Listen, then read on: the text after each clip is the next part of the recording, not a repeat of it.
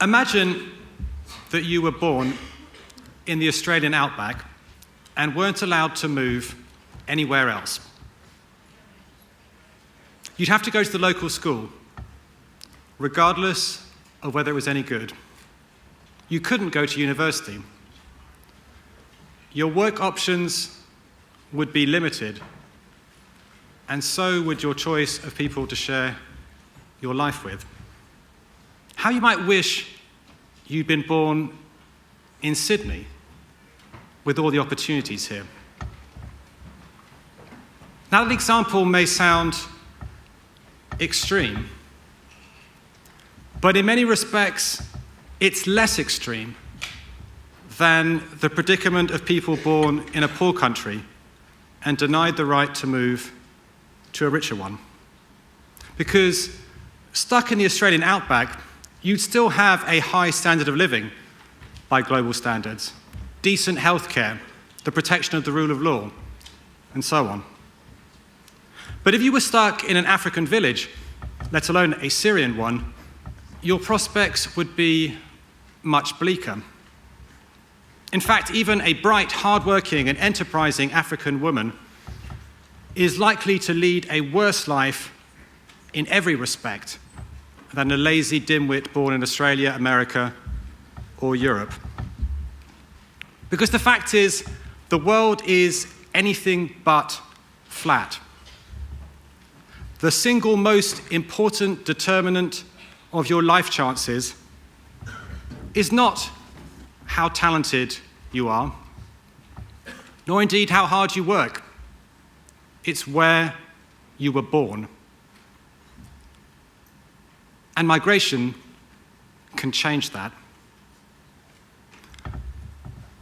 Freedom of movement is one of the most important human rights. According to Article 13 of the Universal Declaration of Human Rights, everyone has the right to leave any country, including their own. And what is the right to leave a country unless you can enter another? The freedom to move is an escape route when things go wrong. Persecution, war, famine, economic crisis, climate change.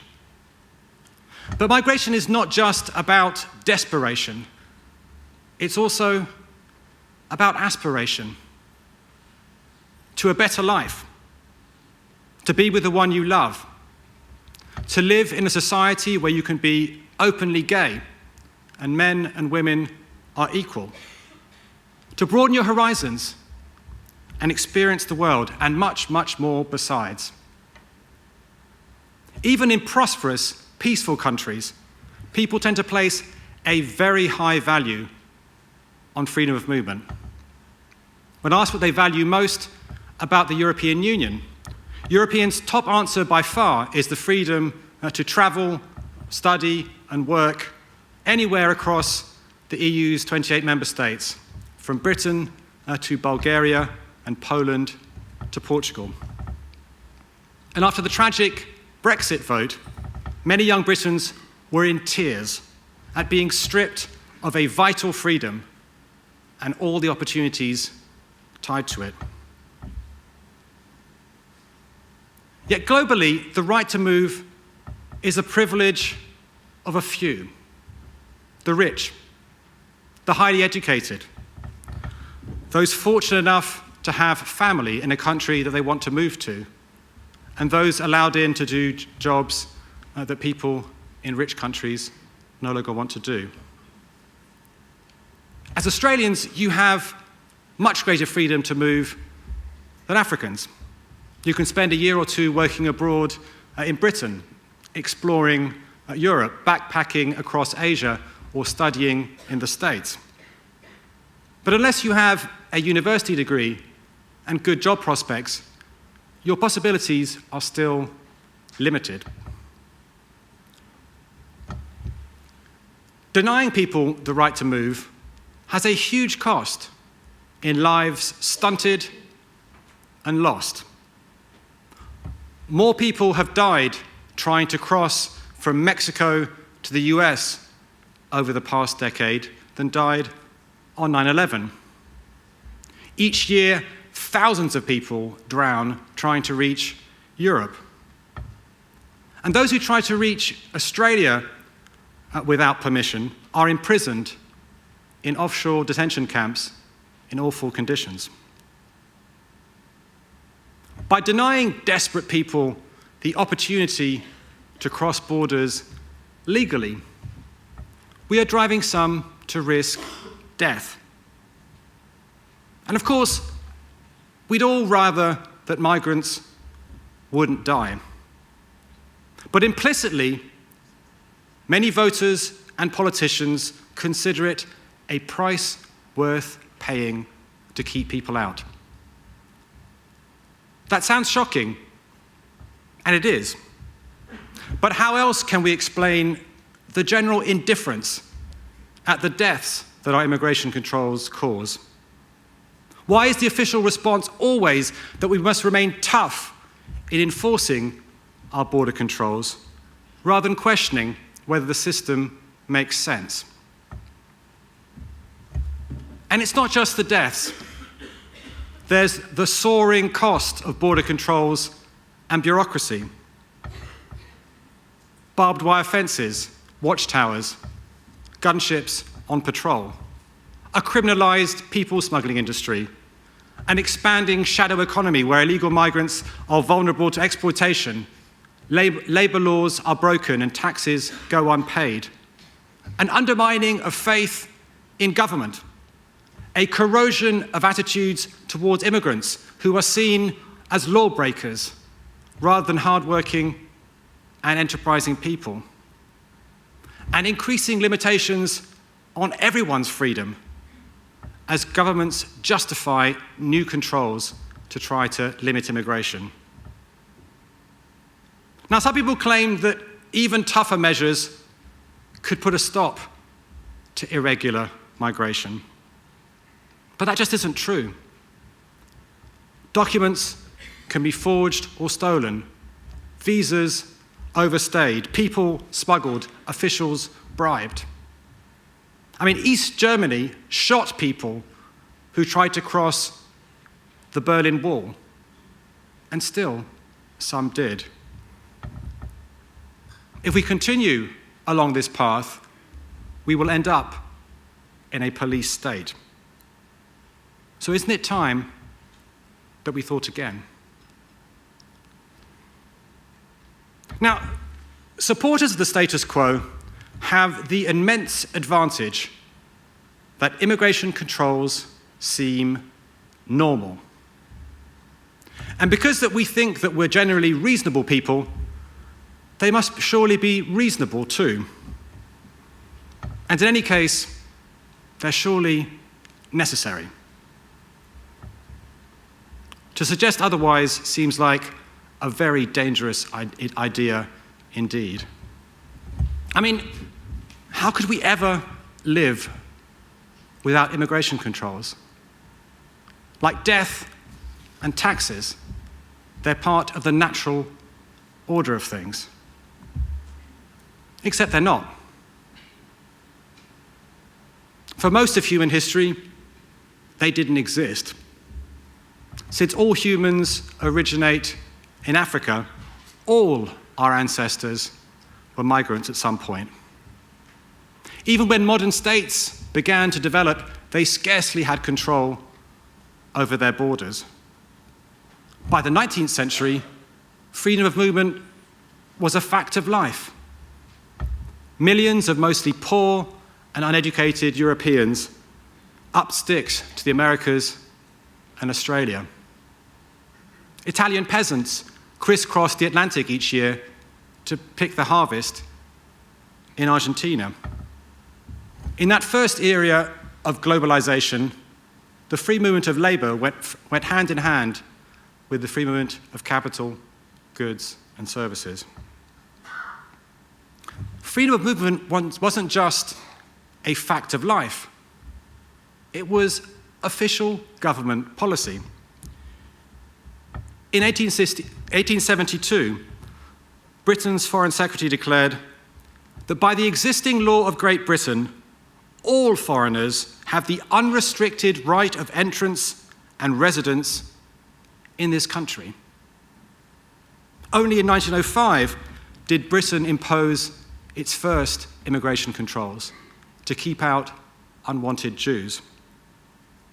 Now, of course, that globalized world fell apart after 1914 with the First World War, the Russian Revolution, the Great Depression, the Second World War, the Soviet occupation of Eastern Europe, and the Chinese Revolution in 1949. Yet even as recently as the 1950s, people from across Britain's vast Commonwealth were still free to move to the British Isles. A Conservative Home Secretary even asserted that this freedom was an inalienable right. And in recent decades, we've experienced a second era of globalization. Goods, services, money, ideas, technologies cross borders ever more freely. And yet the movement of people remains tightly restricted. In fact, only around 3% of the world population live outside the country where they were born. That's roughly the same proportion as 50 years ago. But there's a big exception to that global rule. In the European Union, 500 million Europeans are free to live, study, work, retire, indeed move for any reason whatsoever across 27 countries. Now, if I'd been here 30 years ago and I'd said to you that East Europeans would soon be free to move to Western Europe, you'd have said I was mad. And yet now we have open borders from Ireland to Bulgaria and Estonia to Spain, and it seems normal.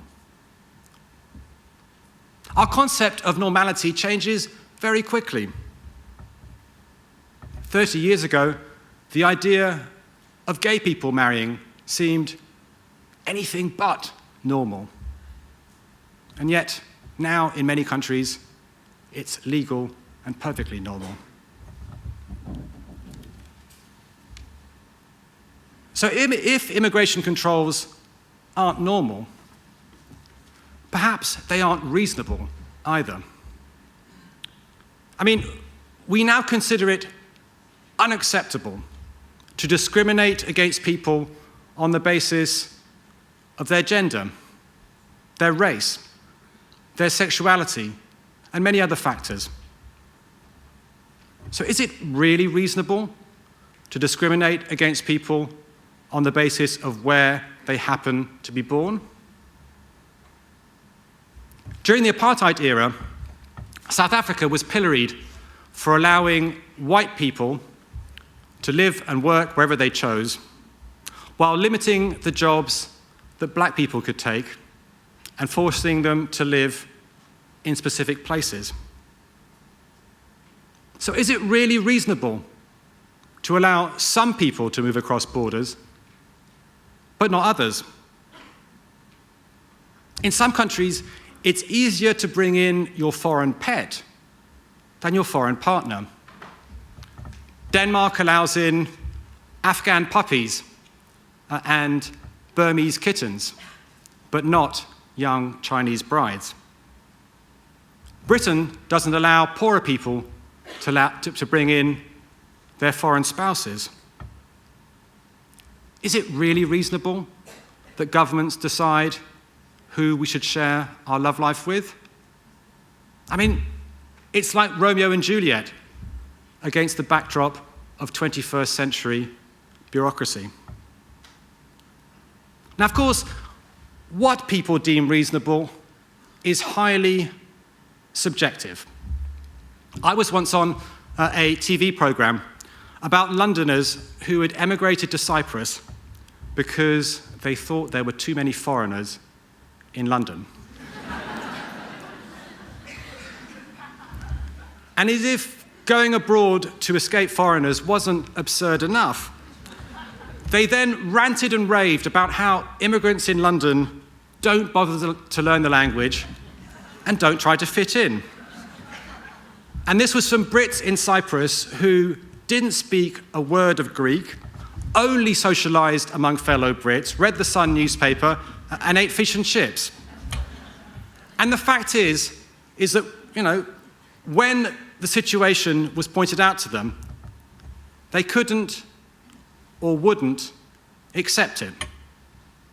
I mean, in effect, their argument boiled down to this: what's okay for us is not okay for them. Psychological studies confirm that opposition to immigration tends to stem from an emotional dislike of foreigners. People then construct seemingly rational arguments to justify their prejudice. When immigrants are working, they're stealing our jobs. When they're out of work, they're sponging off the state. When migrants are poor, they're driving standards down. When they're rich, they're driving prices up. I once debated with a British politician who bemoaned the fact that Poles were supposedly earning misery wages and living in squalid conditions, 12 to a room, and then in the next breath blamed them for rising house prices. I mean, let's face it, immigrants can't win.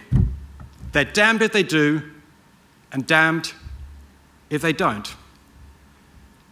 So while, of course, it's important to address people's fears and to consider people's arguments, it's also important to see them for what they often are: a rationalization of xenophobia. Okay, so immigration controls are neither normal nor reasonable. Might they still be necessary? If we open the borders, people say, we'll be swamped.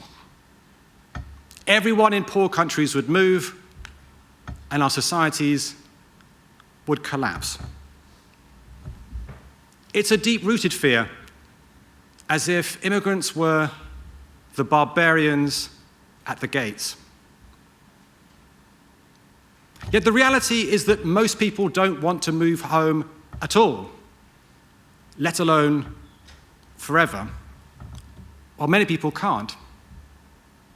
And those who do move don't all want to go to the same place. Since I wrote my book, Immigrants, Your Country Needs Them, I've spoken about immigration around the world. In nearly every country I've been to, many people seem persuaded that everyone in the world wants to move precisely there. They can't all be right. And those who are adventurous or desperate enough to uproot themselves generally have plenty to contribute. Once you've made that big leap to try to start a new life in a foreign country, you have every incentive to work hard to build a better future for yourself and your children.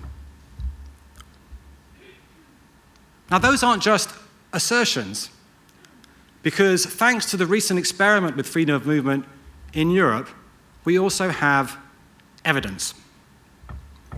Legally, all 100 million people in Poland, Romania, and other poorer parts of Eastern Europe are entitled to move west. How many have actually moved? Only around 4 million. And they moved not to one country, but to a variety of them: Britain, Germany, Italy, Spain, and so on. While some will end up settling for good, most have already gone home. Some people are like international commuters. They spend part of their life in one country and part in another. The fact is that most migrants only want to go abroad for a while, to learn English, to gain valuable skills and experience, to amass enough savings to build a house or buy a house back home and start a business. Open doors tend to be revolving ones. Even with restrictions, 3/4 of the people who arrived in Britain in 1998 were gone a decade later. Even in a so-called settler country like Australia, most migration is temporary. Yet one of the perversities of our immigration controls is that they end up turning migrants who would like to be temporary into permanent residents. I mean, until 1950, the United States scarcely controlled its border with Mexico. Many Mexicans came to the United States to work, often to pick the harvest, and then went home again. It was only after that the United States started trying to close the border that temporary migration started to become permanent. Because if it's illegal and therefore costly and risky to cross a border, then you have an incentive to stay once you've arrived, even if you would prefer to return home with the option to return to that country when you might need to. I mean, think about it. If you live in the suburbs of Sydney and commute to work in the city each day, you are a temporary migrant. And if Sydney brought in a law whereby, in order to work in the city centre, you had to live there, some of you, many of you, might choose to move rather than settling for a worse job in the suburbs. Your temporary migration would become permanent. Now, it's also a myth that if we open the borders, people in poor countries would all come to claim welfare in richer ones. In 2004, when they opened their doors to East Europeans, Britain and Ireland initially restricted migrants' access to welfare benefits, whereas Sweden, which has probably the most generous welfare system on earth, did not. Did most Poles move to Sweden to claim welfare? No. Only 1% of those who moved went to Sweden, almost all to work, not to claim welfare. Around the world, there's simply no evidence that people move in order to claim welfare. I mean, why would someone who was enterprising enough to move country do so and then claim welfare when working is more rewarding? And contrary to the broader fear that migrants would end up a drain on public finances, studies by the OECD and others, including for Australia, show that migrants tend to be net contributors to public finances. They pay more in taxes than they take out in benefits and services. And of course, for a vast country like Australia, they help spread the burden of infrastructure and other public goods over a wider tax base. Now, since none of the myths about open borders have proved to be true,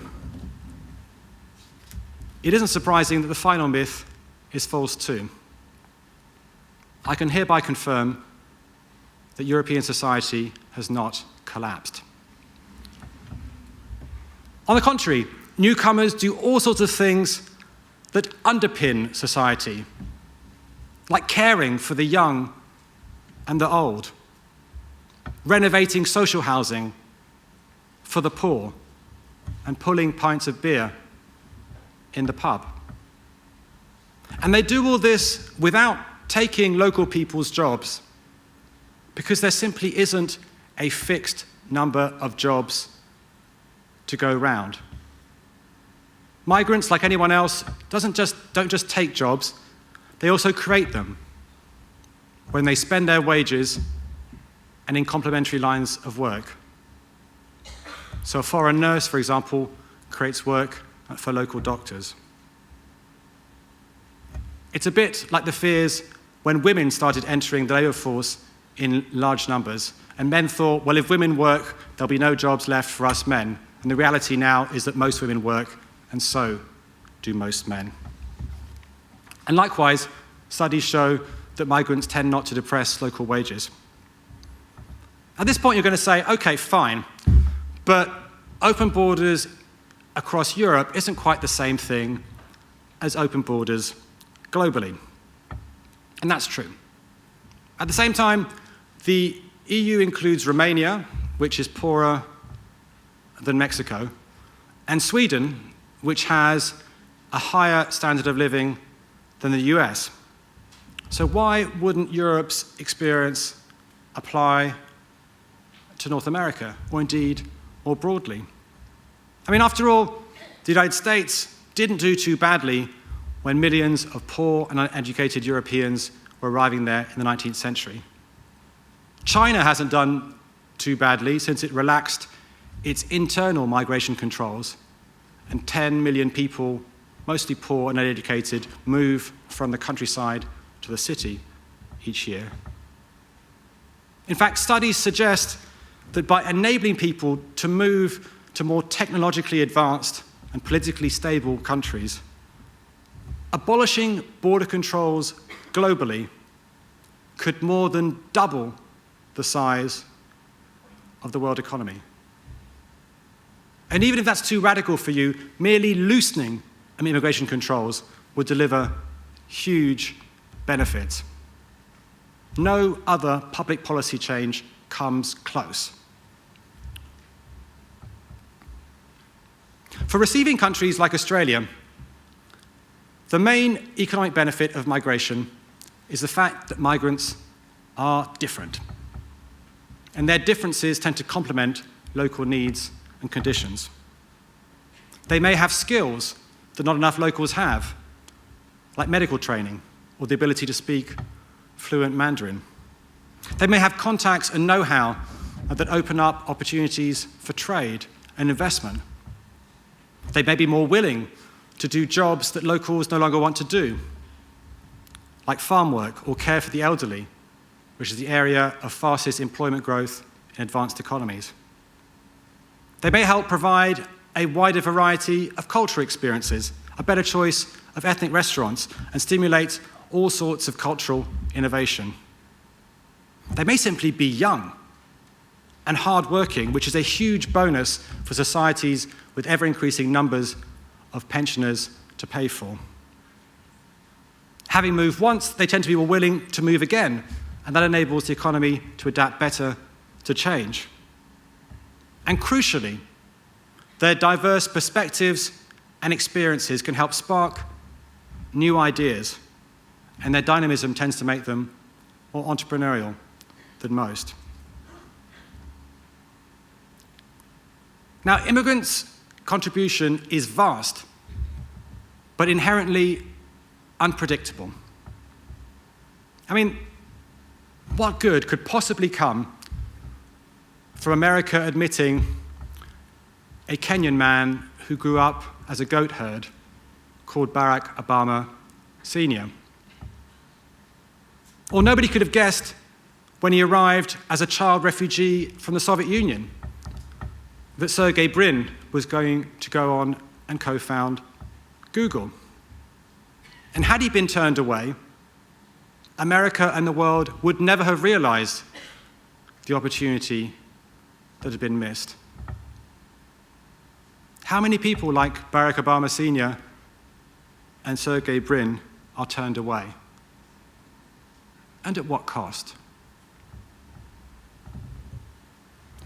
Opening our borders would not just be good for migrants themselves and for our societies. It would also do more to help the poor than any other policy change by Western governments. More than lowering our trade barriers, more than cancelling developing countries' debt, more than increasing overseas aid. The money that migrants send home, roughly $432 billion US dollars officially, more than that informally, dwarfs the $132 billion that Western governments give in aid. And those remittances aren't wasted on weapons or siphoned off into Swiss bank accounts. They go straight into the pockets of local people. They pay for food, clean water, and medicines. They slash poverty, enable children to stay in schools, fund small businesses, and benefit the local economy more broadly. And when migrants return home, as many do, they bring with them new skills, new ideas, and the money to develop them. So you see, for example, that Africa's first internet cafes were opened by migrants returning from Europe. So if you believe that the world is unfair and that we ought to be doing more to help the poor, you ought to be campaigning to allow them to come work here. Because let's face it, the immigration system we have now, where the rich and the educated can move increasingly freely, but the poor are tied to the land where they were born, like feudal serfs, amounts to a system of global apartheid. It's economically stupid, politically harmful, and morally wrong. It must go. And I think we can inspire ourselves from the 19th century efforts to abolish slavery worldwide. Because slavery went from common, legal, and acceptable to rare, illegal, and unacceptable worldwide within a few decades. So let's make the campaign for freedom of movement the anti-slavery campaign of the 21st century. It's time to set people free. Thank you.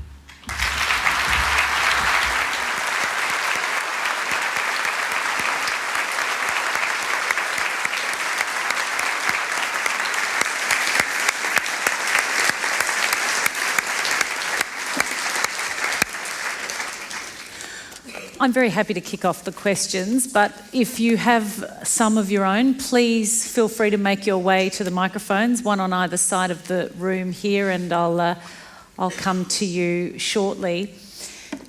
Philippe Legrain, as far as dangerous ideas go, I guess the idea for our government of opening our borders is about as dangerous as it could get politically, and they would say also economically and from a national security perspective.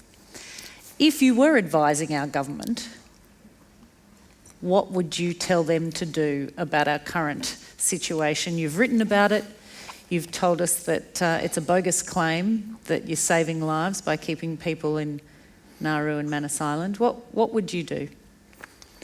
Well, I think there's a schizophrenia at the heart of Australian government and to a certain extent the Australian people, which is, on the one hand, Australia is a successful multicultural society, which is open generally to the migrants and people of diverse backgrounds who are here. On the other hand, this kind of paranoia about a certain class of people who are arriving by boat, and a fear that somehow these people in particular pose a huge threat, and that somehow Australia could be overrun if it adopted a more humane approach. And I think that when you're dealing with such deep emotions, it's hard to come up with a rational policy. What we do know is that the policy that the Australian government is pursuing is deeply wrong.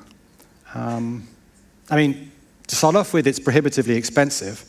It costs 430,000 Australian dollars to intern each person in inhumane conditions. Just imagine if you spent a tiny fraction of that on welcoming them to Australia to start working and contributing to society.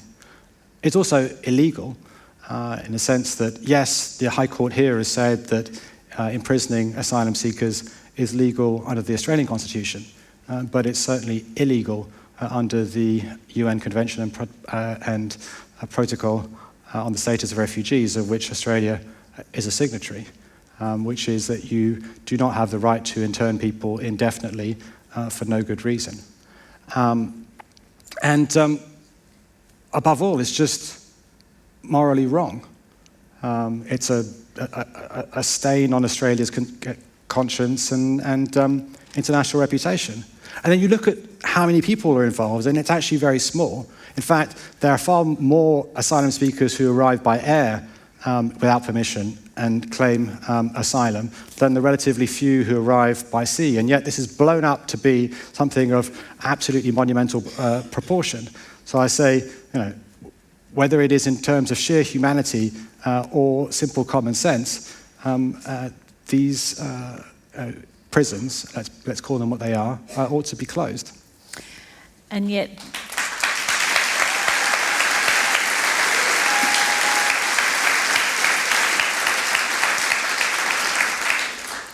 the government has made much mileage of the fact that this government's been in power 3 years and managed to stop the boats, that 50,000 people had come to Australia illegally, to use their terms, in the 6 or 7 years prior to that. And that, of course, it would open the floodgates, the pull factor, if you allowed people to come straight to Australia and be settled here, and you would give succour to people smugglers. Well, I mean, the first fact is that even 50,000 and a population of 24 million is not huge, especially because the people who are arriving are not a threat or a burden, but people who have risked their lives and have a lot to contribute. But in any case, to say that international law states very clearly that asylum seekers have the right to cross a border without permission in order to seek asylum. So the fact that Australia said that didn't give them permission to do so is actually completely irrelevant under international law. So I can see that in terms of politics, in this audience there is revulsion and opposition to it. In another audience, this seems like a tough policy which is keeping Australia safe. And unfortunately, politicians are catering to those other views. But I think there needs to be both a rational and an emotional argument which says that this is a wrong policy, a harmful policy, and a policy that must change.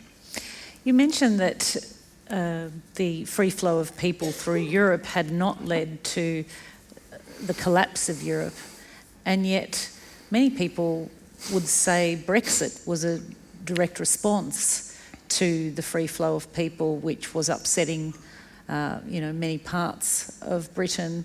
And also now you have many other political parties, the rise of the far right throughout Europe, in the Netherlands, in Denmark, in France, in Italy.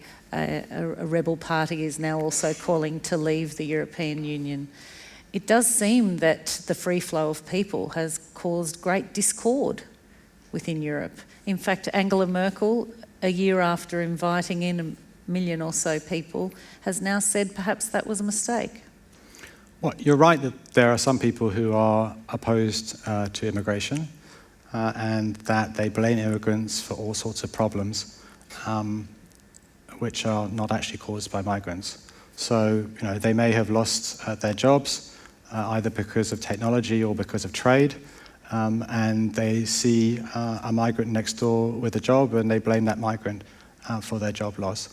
They may see that there are pressure on local public services, in part because of budget cuts in recent years, and they see that, well, if there weren't these migrants here, we'd have better access to healthcare, even though actually migrants predominantly work in the health service and they pay more in taxes than they take out in benefits, so actually they're subsidising everyone else's public services.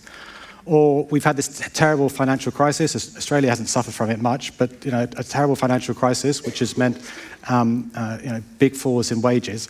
And again, those falls in wages are wrongly attributed to migrants. So you're right, there is a problem of perception, but there isn't a problem in reality. And unfortunately, there aren't enough politicians who are willing to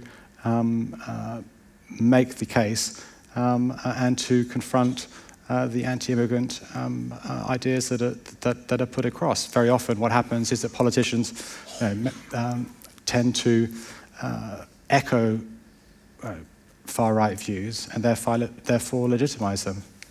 And are those views driven entirely by xenophobia, do you think? As I said, in part they're due to people misdiagnosing what the source of their economic problems are. In part, they're due to fear of change. So you'll see elderly British people who look back to the 1950s as being a better age, in part because they were young then. Well, no, it's a natural tendency, and you lump it all together, and the most visible aspect of the change is actually the migrant.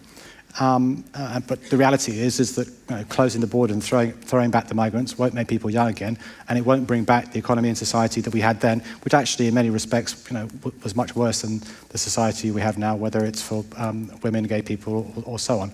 But in any case, so there's in part economic pain, there's part social conservatism, and then there's also xenophobia, which has manifested in all sorts of different ways. You recently wrote that investing $1 in helping refugees can yield nearly $2 in economic benefits within 5 years. Tell us how that's calculated.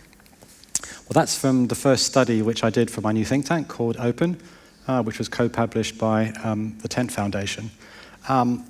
And it was looking in particular about the impact of refugees arriving in Europe, but it's also a global study, so it also has Australian evidence, and you can download it from the website opennetwork.net.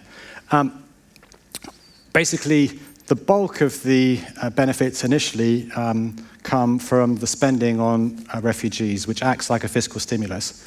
It's mainly spent on local goods and services. That increases local demand in the economy, and that boosts economic growth. And then the second element comes when refugees start working and start businesses, start paying taxes, and so on, and the further benefits that come from that.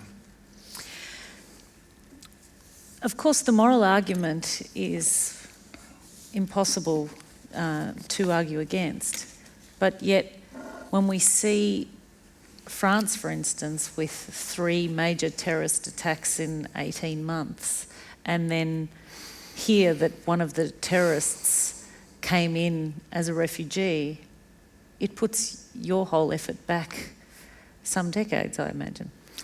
You're right that, well, first of all, what's happened in France and elsewhere, and Germany and other countries is tragic and awful. And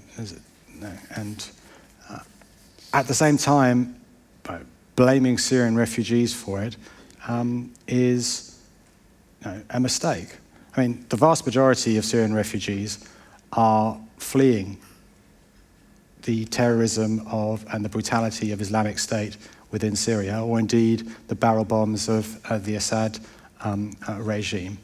The fact that some terrorists may have infiltrated themselves among the refugees doesn't mean we should turn them away. I mean, some Nazis pretended to be Jews and infiltrated themselves with other Jews after the Second World War. Doesn't mean we turn away the Jews. In any case, you look at the vast majority of people who've committed these terrible acts, and actually they're people born in France, not people who arrived as refugees. So the idea that you turn everyone away because there might be some people pretending refugees is completely bad policy. And yet it's a theory that's promulgated everywhere, that people are kept out of our country to keep us safe. Sure. I mean, there is this idea that if you close the border somehow you're safe. And the evidence suggests otherwise. How do you explain, it's been a year, I think, since we saw the image of the little boy whose limp body had washed up on the shore in Turkey. There was an international kind of feeling of despair and grief and a sort of spontaneous, certainly in Europe, reaction to that. But it seems to have dissipated and if anything, reversed. And you've got Donald Trump saying, to great applause, that he would send people back to Syria if they dared come to the United States. You're right that there was a very positive reaction to the tragic death of Aylan Kurdi and seeing a toddler washed up on the beach. You're also right that it didn't last that long. That said, Donald Trump was saying outrageous things even last September when everyone else was... Even before that. Yeah, so Donald Trump is just, a nasty son of a bitch.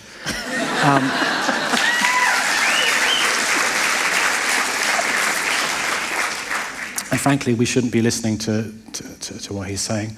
Let's hope that the American let's hope that the American people, and I think that they will have the common sense to in many cases hold their nose, but still think that Hillary is clearly the lesser evil.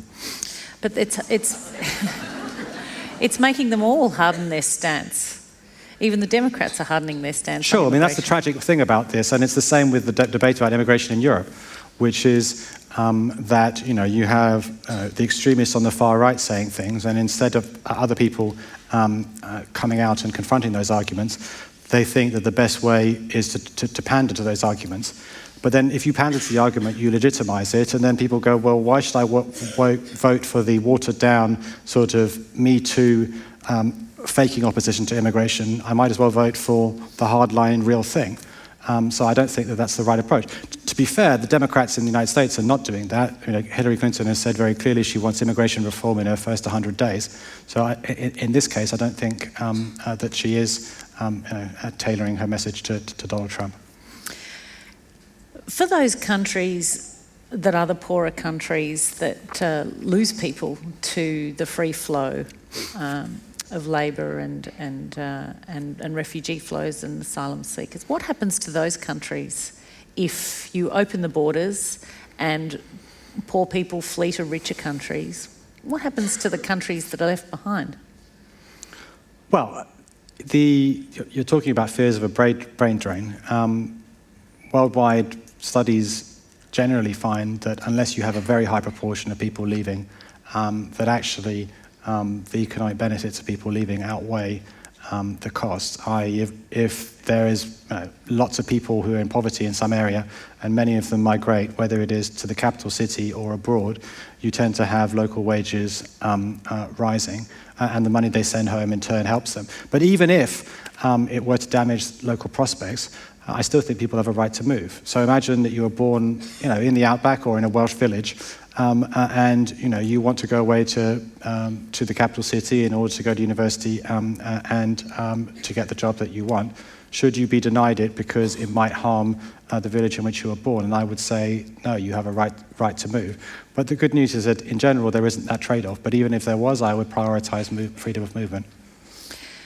Who is it that ought to be screaming loudly in your corner? Is it the United Nations, the UNHCR? Who is it that isn't doing their job of convincing people as eloquently as you have here today? Well, I think that attitudes towards migration actually are changing. Amid all the bad news we're talking about, actually young people who've grown up in a diverse society tend to think that diversity is normal, and not just the normal, desirable, and therefore have a much more positive attitude towards immigration generally, and therefore I'm optimistic about the future. And yet, I was mentioning this to you when we were backstage, it feels like there's a sort of collective amnesia about what happened in World War II, where we look back and are absolutely horrified about the idea of 6 million Jewish people having been killed, and very few countries, including Australia, having opened their doors to persecuted Jews then. Isn't there an entirely possible scenario that we look back in 10, 20, 30, 40, 50 years and see the same thing happened in Syria and we ignored it?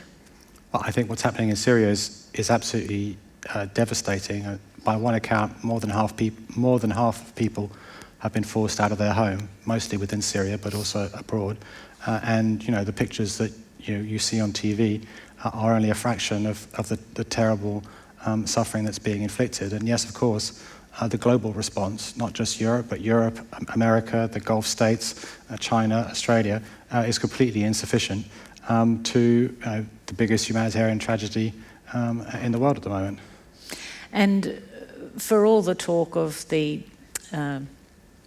opposition in Europe now to the huge flows that came last year, they're still coming, aren't they, to Europe? Well, that's and the being thing. welcomed. That is, but the thing is that because last year was the pictures were so dramatic, and since then there was a dirty deal done between the EU and Turkey. Numbers are lower. It's kind of disappeared as a media story. But the reality is that people are still coming. They're primarily now coming, instead of hopping over from Turkey to Greece, they're taking a much more dangerous route from Libya to Italy, a longer and more dangerous route. As a result, more people are drowning and dying than before. And people are still arriving in large numbers. For the most part, I mean, they're less than last year, but still in large numbers. They're mostly in Italy, and therefore it's a political issue in Italy, but not more broadly. But it's something that is going to come back again. And I wonder what role you think language plays in the political dialogue around immigrants and refugees and asylum seekers, because what I found interesting when I was in Lampedusa during the Arab Spring, when we saw Lampedusa's the little island that's actually closer to Libya than it is to Italy, though it's Italian, and their resident population is about 5,000, and over the course of one weekend, close to 10,000 asylum seekers arrived on that little island. And you would think that people would be quite angry and hostile, but instead you had these families cooking big vats of pasta and welcoming people and bringing clothes to the dock, and there was this overwhelming outpour of affection for these people, and the government in Italy calls them migrants. They don't call them asylum seekers or refugees, they just call them migrants. And whereas in this country we call them illegals. And what role do you think that plays in terms of how the populace feels about the subject? Well, on the first point, I think that the refugee crisis has brought out the best and the worst in people. You've seen many people with an outpouring of generosity and humanity, people going to volunteer, people opening up their homes, people making food and donating money. At the same time, you've seen really nasty reactions, fear and loathing, and so on. And you're right that language is important. In order to stop treating people like human beings, in order to stop you putting yourself in their shoes and thinking, well, hang on a minute, if I was in that situation, how would I want the world to behave to me? You have to treat them as the other and dehumanize them, and make it something alien and threatening, and therefore justify the inhumane way in which people are often treated. And in fact, and the same thing is obviously true for the people who are locked up in Nauru and Manus. Well, I was going to say journalists are not allowed there, and people who speak out can be, who've worked there, can be sued. So it's a troubling situation all round. But unfortunately, we're out of time. I might be able to slip in a few questions if anyone's got any, but hopefully we've covered a lot of ground. And if you want to ask a question, you have to come down to these microphones on the side. Okay. Oh, yes. Sorry. On. Hello. Yes. I grew up in South Africa. My grandparents escaped from Lithuania as Jews to survive the pogroms there. One of the problems in the national parks in South Africa is the elephants pull up the mapani trees whole and throw them on the ground so they can feed on the little berries and then have nothing to eat next year. And in my lifetime, the people who look after them have not been successful in persuading them that's not a good idea. I'm kind of losing hope. Do you have hope that it is possible to persuade our politician elephants that it's not a good idea to pull up social cohesion by its roots simply so they can feed on the berries of power for a short period of time, because it doesn't seem to be happening. And I wonder if you and how you maintain your hope.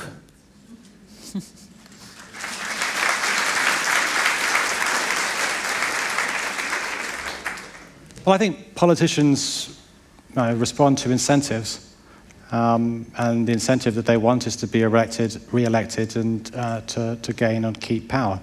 And therefore, the way to change politicians' behaviour is partly about persuasion, but it's also about mobilising people so that they have an incentive to behave differently. And I'm optimistic, I'm pessimistic in the short term, but optimistic longer term, that younger people who take a more positive attitude can, as they mobilise and vote in larger numbers, change things for the better. Sorry, this lady over here, I'm so sorry, I cannot see very well whether you were there. I'm very taken by your idea, Philippe, but I think it's still rather utopian. In our 21st century, migrants are scapegoated for all manner of economic, social, political woes, and in the global age of terror, and I think you touched on that, Emma.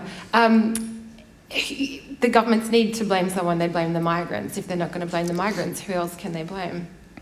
So my question is how we affect, I guess, similar to you, that change in mindset which keeps politicians in power.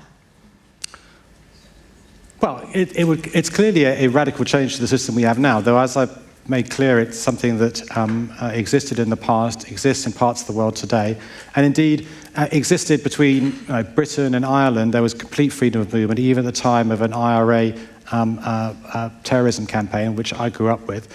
And at the time, people were perfectly comfortable with having freedom of movement between Britain and Ireland, and the reality that some of the people moving freely may have been terrorists. And the idea that somehow the way to tackle a specific problem like terrorism is somehow to close borders is, completely the wrong approach. But, the way to change, politicians is, either you mobilise to persuade them to change, or new political entrepreneurs enter the field, whether within parties or in social movements, to try to change things directly. Over here. There may be some overlap with that question. I'm Carmen, I'm from Mums for Refugees. Going back to what you said about politicians really want to keep their cushy jobs, then I think it's lovely we get to have this very eloquent and educated debate, and yet we need to find a way to counter the fear and paranoia and ignorant narrow-mindedness, which are by definition irrational. So do you have any advice on how that can be achieved? Well, I think actually, in terms of the fact that you have such a finely balanced situation in Parliament here, means actually that you only need to persuade a few pivotal MPs actually to have a hell of a lot of power. I mean, the government is actually so precariously balanced that you convince one or two MPs to say, well, our support for you is conditional on these changes, and suddenly, as I said, the people who want to stay in power suddenly listen to what you have to say. So I think actually that's a situation of potentially immense leverage. Otherwise, the battle has to go on in order to persuade people to put themselves in the shoes of the people who are suffering as refugees. Like the gentleman there, that in his experience, you wouldn't look at him now and think of him as a refugee, and yet it's part of the lived experience and the lived experience of the families of many people around the world. They aren't the other. They're people like you and me. They have perfectly normal aspirations. They're not a threat. They're people who have a lot to contribute. This gentleman over here. My question essentially centres on the whole concept of the first mover advantage, and I tend to find that the refugee policies, it centres on the idea of the first mover disadvantage as such, if that makes sense. I'm not sure I understand. Could you explain? In the sense that with the European Union, and you had a vast, a membership of countries where people were free to go and leave, as you spoke of, which I think is important, I think a lot of the Australian hesitation stems from the idea that they don't want to be the first person or the only person to do it, and therefore be the only attractive option. And that sort of stems also into like environmental policy, where people don't want to be the one country that has a lack of economic advantage from putting caps on emissions. I'm not sure if I'm articulating this very well, but... Yeah. Well, I mean, the reality is that Australia is clearly not either the first, the last, or the only option. There are 60 million forcibly displaced people worldwide, roughly 22 million refugees. 6 in 7 of them are in developing countries, not rich countries. Australia takes a tiny fraction of those who go to rich countries. It could be much more generous towards refugees. It's miles away from the rest of the world, and the idea that you're going to have millions of people arriving here is, complete nonsense. So, it could tomorrow announce to take many, many more people than it's taking now, and it would not just be the right thing to do, it would end up being good for the economy and the Australian society.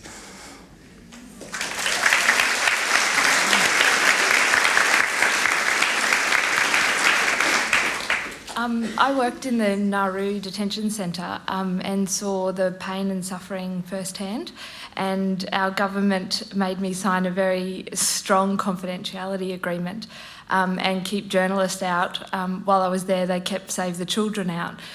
How do we make sure the general public knows the pain and suffering that's happening in these camps in our name right now?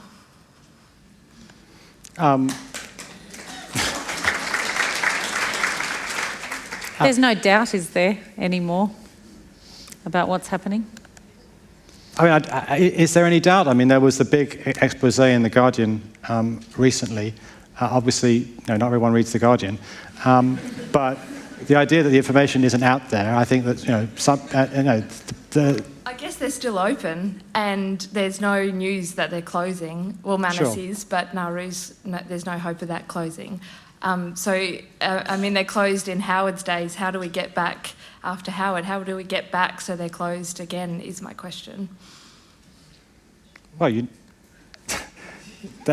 that's a very difficult question to say. I mean, you've got to try and win over either a political constituency that the government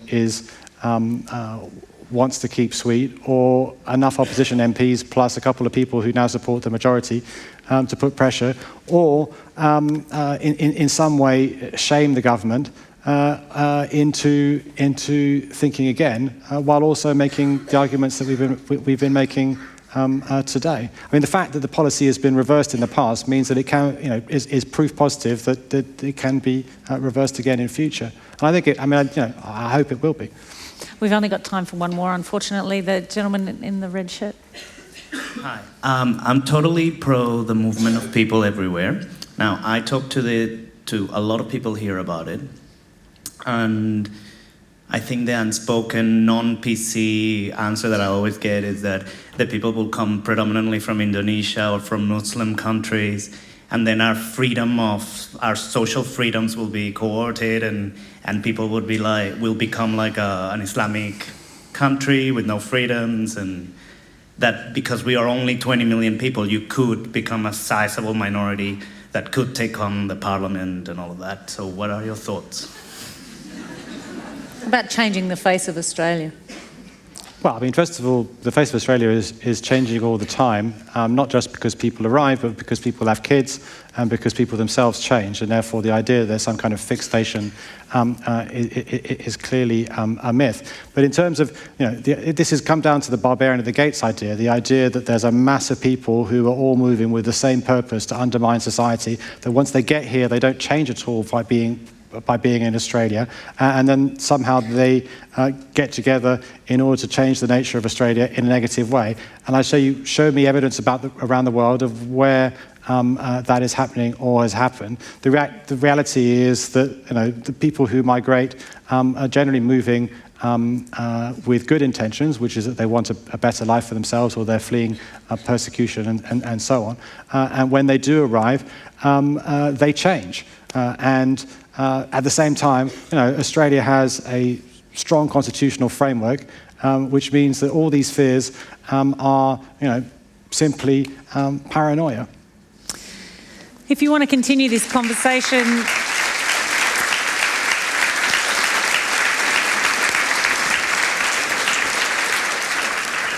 Philippe will be in a panel discussion about this very topic tomorrow here on stage between 2 and 3 if you want some more. But in the meantime, can I ask you to thank very warmly Philippe Legrain.